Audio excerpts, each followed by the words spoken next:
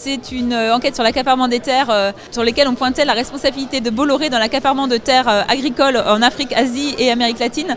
Parce que suite à cette enquête, Vincent Bolloré a porté plainte contre le média Basta, pour lequel je travaillais alors. Il a été dans un acharnement juridique assez important, puisqu'il a porté plainte, nous avons gagné, il a porté plainte en appel, on a gagné également, il est allé jusqu'en cassation. Pendant la campagne des élections présidentielles, on est au début de la campagne, Éric Zemmour s'apprête ou vient d'annoncer officiellement qu'il va être candidat à la présidentielle, tout le monde le sait, mais qu'importe. Et on va publier une enquête avec des vidéos où on voit des militants de son parti, de Génération Z, son mouvement de jeunesse, s'entraîner au tir sur des cibles où on voit des caricatures racistes, antisémites, négrophobes. Je publie cette enquête-là et là je reçois des milliers et de milliers de messages et pendant 2 semaines, je vais recevoir des milliers de messages d'insultes, de menaces de mort, des montages où il y avait une cible sur ma tête avec un lien vers un site où on pouvait acheter des armes, enfin des trucs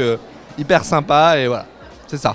On a eu un certain nombre de médecins à Marseille, dont Didier Raoult, qui avaient des supporters extrêmement virulent, notamment sur les réseaux sociaux. On a dû subir, parce qu'on avait enquêté sur lui, mais sur d'autres, et ça continue encore, des raids de ses soutiens, par exemple, décidés à nous traiter de tous les noms, en fait, parce qu'on faisait simplement notre boulot, c'est-à-dire essayer de montrer qu'il y avait certains principes scientifiques, par exemple, qui étaient parfois un peu mis de côté, quoi.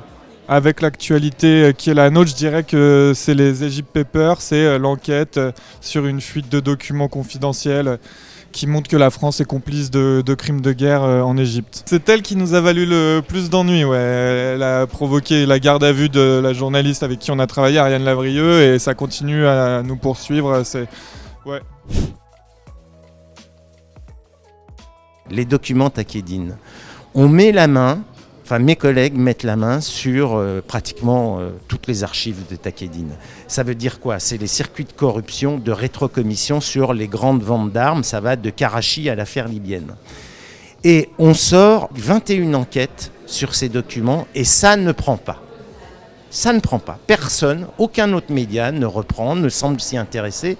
Et puis d'un seul coup, mais c'est au bout de 4 mois ou 5 mois, ça fait des clics. Parce que Takedine rentre dans le paysage public et là on commence à en parler. C'était très frustrant de voir que les papiers étaient publiés et ça tombait dans un espèce de trou noir. Au départ, Egypt Paper, je reviens dessus, mais quand on sort cette enquête qui est quand même inédite par l'ampleur des révélations, il ne s'est rien passé pendant plusieurs semaines. Vu l'importance de ce qu'on racontait, il y aurait dû avoir du débat, il n'y en a pas eu, et on est un peu resté sur notre faim, très frustré parce qu'on a travaillé comme des arrachés pendant 1 an, et il ne s'est rien passé. Ça, normalement, je vais pas le dire parce que je vais être vu par tous les collègues.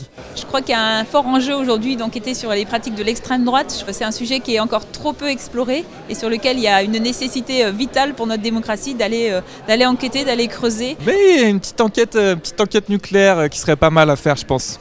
En ce moment à Marseille, c'est le nouveau propriétaire de la Provence, c'est Rodolphe Saadé, qui étend son empire sur Marseille. Et je pense qu'à un moment donné, il va falloir être capable de montrer comment un milliardaire comme Rodolphe Saadé pose progressivement ses pions. Et c'est très dur, on est un certain nombre à avoir cette envie, mais pour lever les portes, s'ouvrent pas facilement. C'est assez compliqué d'enquêter sur les gangs de motards criminalisés. C'est considéré comme le crime organisé dans un certain nombre de pays. Et en France, les Hells Angels ont leurs locaux avec marqué Hells Angels en gros en plein centre de Paris. Alors qu'il y a des pays où c'est le crime organisé et c'est interdit. C'est complètement lunaire. C'est l'enquête que je n'ai pas encore menée.